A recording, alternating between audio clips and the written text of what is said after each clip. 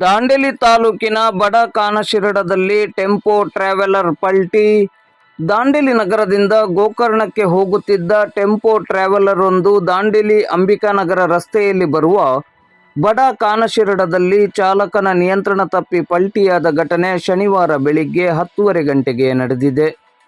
ಘಟನೆಯಲ್ಲಿ tempo traveller ನಜ್ಜುಗುಜ್ಜಾಗಿದ್ದು, tempo ಟ್ರಾವೆಲರ್ನಲ್ಲಿದ್ದ ಪ್ರಯಾಣಿಕರಲ್ಲಿ ಓರ್ವನಿಗೆ ಗಾಯವಾಗಿದ್ದು, ಉಳಿದವರಿಗೆ ಸಣ್ಣ ಪುಟ್ಟ ಗಾಯಗಳಾಗಿವೆ. ಗಾಯಗೊಂಡವರನ್ನು ತಕ್ಷಣವೇ ನಗರದ ಸಾರ್ವಜನಿಕ ಆಸ್ಪತ್ರೆಗೆ ಚಿಕಿತ್ಸೆಗಾಗಿ ಕರೆತರಲಾಗಿದೆ. ಘಟನಾ ಸ್ಥಳಕ್ಕೆ ದಾಂಡೇಲಿ ಗ್ರಾಮೀಣ ಪೊಲೀಸ್ ಠಾಣೆಯ ಪೊಲೀಸರು ಭೇಟಿ ನೀಡಿ ಪರಿಶೀಲನೆಯನ್ನು ನಡೆಸಿ ಮುಂದಿನ ಕ್ರಮವನ್ನು ಕೈಗೊಂಡಿದ್ದಾರೆ.